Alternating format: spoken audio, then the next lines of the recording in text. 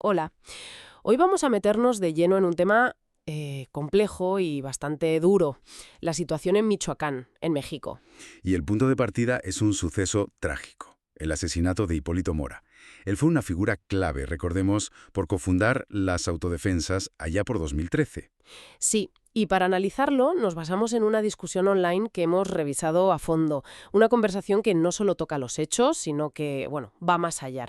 Explora las secuelas de la violencia, el miedo, la apatía, el desencanto generalizado. Nuestra idea es intentar desgranar un poco esa conversación, entender las diferentes perspectivas. Exacto. La idea es ver las capas de esta realidad a través de lo que se dijo ahí.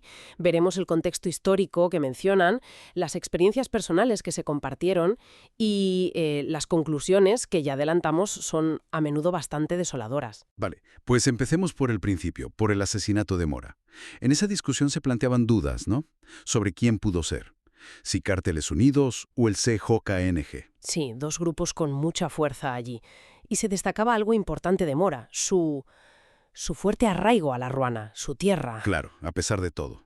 Había sufrido atentados antes, incluso el asesinato de su hijo en 2014. Terrible. Y aún así, él mismo lo decía, ¿no? Que no iba a dejar a su gente, muy aferrado a su lugar. Y es que para entender a Mora hay que entender las autodefensas, claro. Esos grupos que él ayudó a fundar surgieron como una respuesta de la gente, de los ciudadanos, a la violencia narco. Pero lo interesante de la conversación que analizamos es cómo refleja una evolución. ¿Una evolución en qué sentido? Pues de la esperanza que hubo al principio, cuando surgieron, a una desilusión muy, muy profunda años después. Eso se nota mucho en el tono. Incluso, bueno, se desliza una hipótesis interesante, digamos, sobre si el origen de las autodefensas pudo tener algún tipo de apoyo gubernamental encubierto. O sea que no fue algo puramente espontáneo, quizás. Bueno, es una hipótesis que se plantea ahí, que añade más complejidad al asunto, desde luego. Y lo que sí se percibe clarísimamente en esa fuente es la frustración. Mucha frustración. El moderador principal de la charla contó su propia historia, ¿verdad? Intentó organizar a sus vecinos contra el crimen hace años. Y, Sí. y su conclusión es, bueno, es tremenda. Dijo algo así como, no puedes cambiar ni madres. Una frase muy dura. Uf, demoledora. Refleja un pesimismo muy profundo sobre la capacidad de la sociedad para reaccionar. Totalmente. Llegó a decir, este pueblo no se levanta por nada del mundo. Así de claro.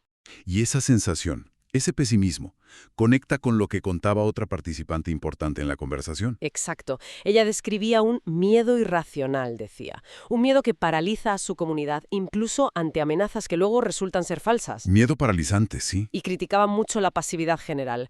Contaba que hasta dejó de ver las noticias porque la ansiedad que le generaba tanta violencia era insoportable. Comprensible, desde luego. Y además percibió intentos de manipulación política, de usar su imagen. Comparaba la situación con el síndrome de la mujer maltratada, pero aplicado a la política. Esa sensación de estar atrapada, manipulada. Qué fuerte esa comparación.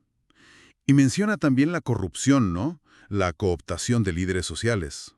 Sí, otro tema recurrente que, bueno, alimenta esa desconfianza y esa apatía. En la discusión también aparecían otras voces, aunque más brevemente. Periodistas que daban detalles del ataque a Mora. Sí, y un amigo de Mora que denunciaba directamente a los criminales, pero también, bueno, también señalaba la falta de acción, de protección por parte de las autoridades. Refuerza esa sensación de abandono que comentábamos. Incluso hubo un comentario en el chat, recuerdo, que le daba una vuelta más, fatalista, relacionando todo con el apocalipsis de San Juan. Una perspectiva, digamos, más extrema. Vaya. Pero lo interesante es cómo todas estas miradas, tan distintas, al final convergen en puntos clave. Por ejemplo, Pues mira, por un lado tienes el análisis más estructural del moderador. Él ve fallos sistémicos casi irreversibles. Llega a decir que nuestro sistema económico está condenado, conectando lo local con algo global. una visión muy macro, ¿sí? Y por otro lado tienes el testimonio más vivencial, más emocional de la participante. El miedo del día a día, la desconfianza. La experiencia personal. Exacto. Y ambos, desde su ángulo, coinciden en criticar la pasividad ciudadana y la manipulación ya sea política o de los medios. Entonces, si intentamos resumir un poco lo que extraemos de este análisis, vemos que el asesinato de Hipólito Mora es como Como un espejo, ¿no? Sí, un espejo de una crisis mucho mayor en Michoacán. Genera muchísimo miedo, un desencanto brutal con las instituciones y una apatía ciudadana que parece, pues eso, muy difícil de romper. Tal cual. Y esas frases tan lapidarias como la de "no puedes cambiar ni madres", pues no son solo frases, resumen un sentir muy generalizado de desesperanza. Sí, es un reflejo muy potente de ese estado de ánimo. Y claro, esto nos deja con una pregunta final, yo creo, para darle vueltas. A ver, Si estamos ante este ciclo que hemos descrito, violencia, miedo, fracaso sistémico percibido, ¿qué haría falta realmente? ¿Qué se necesita para que una comunidad pueda romper esa inercia, esa parálisis? buena pregunta. ¿Existen caminos alternativos, más allá de la resignación, que parece ser la tónica, o de la respuesta armada, que ya vimos que, bueno, que tiene sus propios límites y peligros enormes? ¿Hay otras vías?